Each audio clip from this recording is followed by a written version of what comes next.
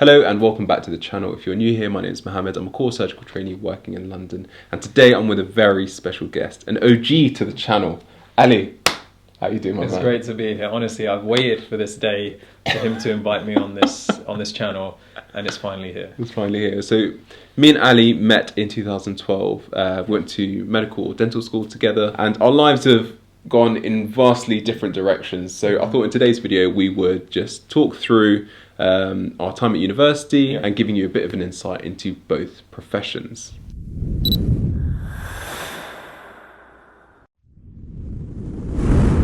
So to start with, we started university in 2012. In our first year, it was broadly quite similar between the dentists and the medics. Yeah, that's it. I think lectures all pretty much the same. We had even the same lecturers for most of those lectures. What did we cover? Like cardiology, things, lungs, anatomy, all those. He's struggling with all those organs. All things I've forgotten already. Bear in mind this is 10 years ago when we started university. So, all those fancy words we did in first year. Yeah. The fancy words to describe the important things in the body. I mean, the dentists did in their first year. That's it. And I guess the prime reason they did that was so they could actually use the title doctor. So you could describe which we do yourself. get. I kind of dropped the doctor. I'm like, oh, don't call me doctor. It's Ali. It's Ali. So, so our first years were vastly quite similar, very lecture based. Did you do any practical stuff in your first year?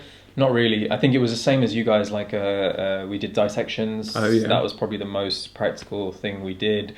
A couple of group sessions, but other than that, it was pretty much lecture based. Yeah. And then the second year is where things started to change up a little bit.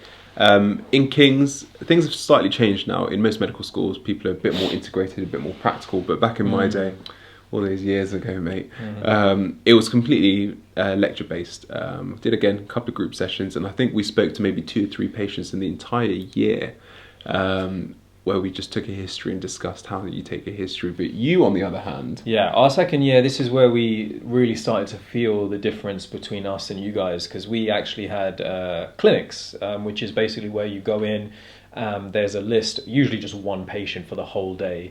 And you'll see that patient yourself under the guidance of a teacher there as well. But you start to feel like, actually, hang on a minute, starting to do dentistry stuff at that early time in stage, uni. Yeah.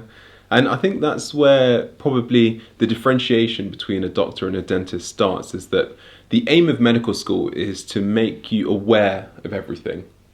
Not really know everything, but just aware that things exist, and then to set you up for a career thereon. Whereas dental school, correct me if I'm wrong, but it sets you up to be an independent dentist, someone to work in general dentistry and be independent in that nature. Is that right? That's it. And it's because dentistry is basically a subspecialty of medicine, isn't it?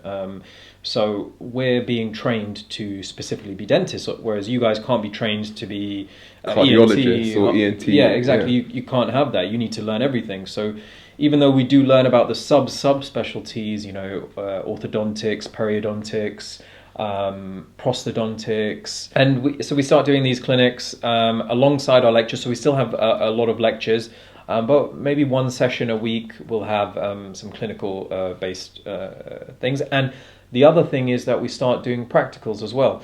We have an area called the Phantom Room in King's. It was called. It's basically an area where you have these prosthetic heads with fake teeth in them. Basically, a lab. A lab, yeah. And you've got drills, and you're literally going hands on, and you're having fun. It's like you're an artist. You're painting at school. You already get to do those kind of things. Whereas if I was just lecture based, I would feel very restricted, bored quickly of what I'm doing. And then third year, we get unleashed into the clinics and like the world of hospital medicine.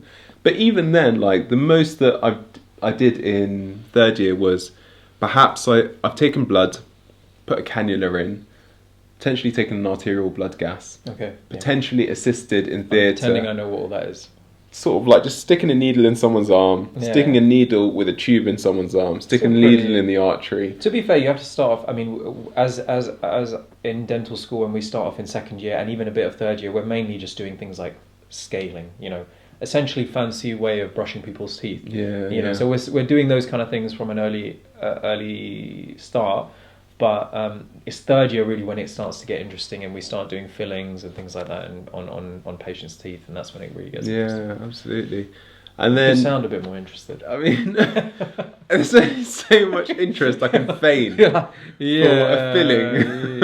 Yeah. What's the maximum thing that you could do as a third year? As a Could third you do year, root canal it depends or how extraction confident. or no? Unlikely to do root canal, but yes, we get introduced to extractions, and again, this depends on what university you go to. But at King's, they started us going to oral surgery. We call that taking teeth out. I've taken a tooth out. You have. I know you've told me you're very proud of that. Yeah, very good. Basically, a dentist right here. Should give him the double doctor title. Absolutely. All I need now is the fitted scrubs, and then I'm a dentist. But yeah, so then in fourth year, what happens in fourth year for you? So fourth year is much continuation of the same. The lectures amount decrease, the clinic time goes up. You start seeing more and more patients. Yeah.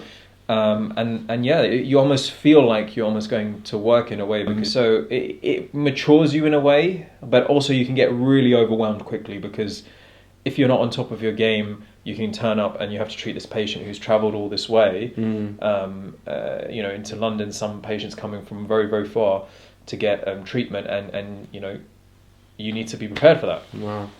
Whereas I had zero responsibilities a fourth year. If I didn't turn up, very likely no one would notice. Whereas if you didn't turn up, patients would die.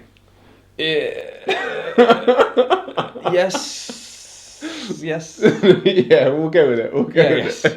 Let's stick to that. And then trend. in your final year, we again do much the same thing, and we sort of prepare ourselves to become F1 doctors, which essentially is a glorified scribe, where you essentially just right at the bottom of the sort of the food chain, and you're just learning. As an F1, you very rarely do much but learning and manage the emergencies and the on-call situations.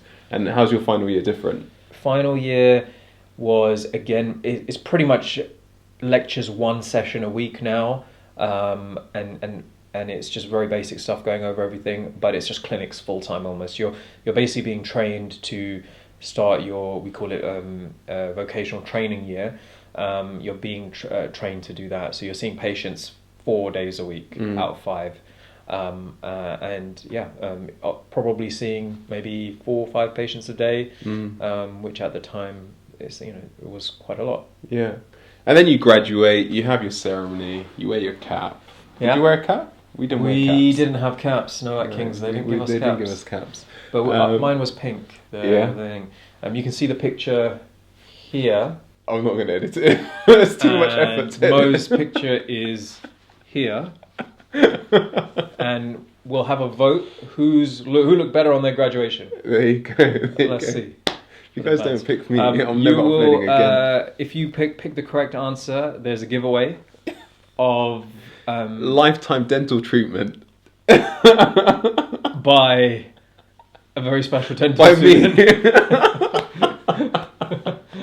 All right, thank you, Ali, very much for coming Thank you down. for having me. It's been a pleasure. I'll see you soon. Yeah.